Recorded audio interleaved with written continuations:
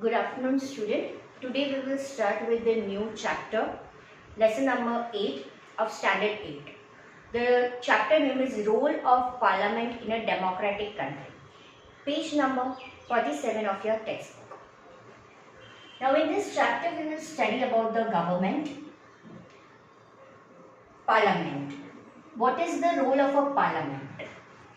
And how in democratic country parliament works, right? Now there are two type of government. One is monarchy and another is democracy. When I talk about the monarchy, means that government which is ruled by the king and queen.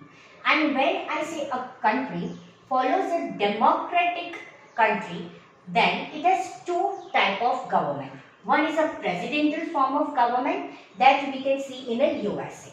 And another is a parliamentary form of government which is followed like country of India. Now, before starting this, let me revise this parliamentary form. I had explained you in one of the chapter of civics, the organs of the central government.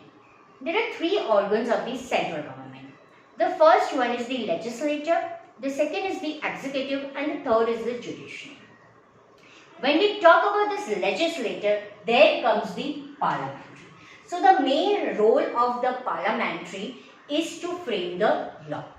So in this chapter we will study that how parliamentary is formed, which are the two houses are of this legislature and what are the functions.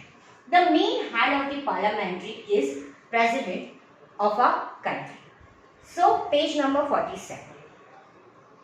In a democratic country, the supreme power is vested in the people and is exercised directly by them or by their elected agents. The supreme power means all the power is in the hand of the citizen of a democratic country, right? And either it is exercised directly or either with the election. This citizen of the people, they elect their leaders by casting a vote. These elected leaders and representative, they form a government. Election होता है, elect होके वो एक government को form करते हैं. ये मैंने आपको आगे के चैप्टर में एक्सप्लेन कर दिया था कि कैसे गवर्नमेंट फॉर्म होती है. जैसे कि कोई भी एक हाउस है लोकसभा. ये जो लोकसभा है इसमें जितने भी इलेक्टेड मेंबर्स गए हैं उसमें जो भी पार्टी की मेजॉरिटी होती है वो गवर्नमेंट को फॉर्म करता है. In a democracy, government has to give clarification. They have to provide reason for the decision undertaken. तो ये डेमोक्रेटिक में गवर्नमेंट को क्लैरिफिकेशन देना होता है, यानी कि सभी रिस्पॉन्सिबिलिटी उनकी है जो उन्होंने डिसीजन लिया है. The other form of government is monarchy. दूसरी फॉर्म ऑफ गवर्नमेंट है वो है monarchy. In this type of government, power to take decisions and run administration is all in the hand of the king and queen. King discuss this matter. उसके कुछ advisers होते हैं, group of advisers, उसके साथ वो discuss करता है. But final जो भी पावर होता है या फाइनल जो भी डिसीजन होता है वो किंग या क्वीन के हाथ में ही होता है. King discusses the matter with his group of advisors, but the power to take the final decisions lies with the king or queen only. The most important characteristics of democracy. Now, democracy की जो important characteristic है वो है sole power या power to rule is not only in the hand of the one person or a group of a person. Country को चलाने के लिए, डिसीजंस लेने के लिए ये जो पावर्स है वो सिर्फ एक पर्सन के हाथ में या कुछ प्रिविलेज्ड ग्रुप ऑफ पीपल के हाथ में नहीं होता है. Every citizen is the member in the decision making process. हर एक सिटीजन जो कंट्री का है वो इन्वॉल्व होता है. People themselves are the creators of their destiny. ये लाइन का मतलब ये है कि वो ही अपने रिप्रेजेंटेटिव को सिलेक्ट करते हैं और वो ही होते हैं क्रिएटर्स उनकी डेस्टिनी के. The word of democracy in Gujarati में डेमोक्रेसी को बोला जाता है लोकशाही. Democratic government is for the people. ये जो गवर्नमेंट बनती है वो पीपल के वेलफेयर के लिए होती है और उनका मेन एम भी यही होता है कि पीपल के सारे प्रॉब्लम सॉल्व करे और कंट्री को स्मूथली रन करे। Democracy is run by the people, has the representatives elected by the people run the administration. ये जो डेमोक्रेसी गवर्नमेंट फॉर्म होती है ये पीपल से ही चलती है क्योंकि यही लोग उनके रिप्रेजेंटेटिव सिलेक्ट करते हैं जो पीपल ने इलेक्ट किया और यही एडमिनिस्ट्रेशन को चलाते हैं। यहाँ पे कोई भी किंग और क्वीन नहीं होता है, जो सिटीजन होता है उसी में से रिप्रेजेंटेटिव सिलेक्ट किए जाते हैं, वही रिप्रेजेंटेटिव काम करते हैं, गवर्नमेंट को चलाते हैं, कंट्री को चलाते हैं। पेज नंबर 47 में आपको एक मैप थिंग्स टू नो दिया है, फॉर्म ऑफ गवर्नमेंट। यहाँ पे दो फॉर्म ऑफ गवर्नमेंट आपको दी गई है, मोनार्ची एंड डेमोक्रेसी। डेमोक्रेसी में दो टाइप की गवर्नमेंट होती है, प्रेसिडेंटल और पार्लियामेंट्री गवर्नमेंट। प्रेसिडेंटल गवर्नमेंट में दो टाइप की गवर्नमेंट फॉलो की जाती है, यूनिटरी गवर्नमेंट और फेडरल गवर्नमेंट। और पार्लियामेंट्री गवर्नमेंट में भी दो टाइप की गवर्नमेंट फॉलो हो जाती है, unitary and federal. In India we follow a federal state. When I say federal, we have studied in a salient features, right?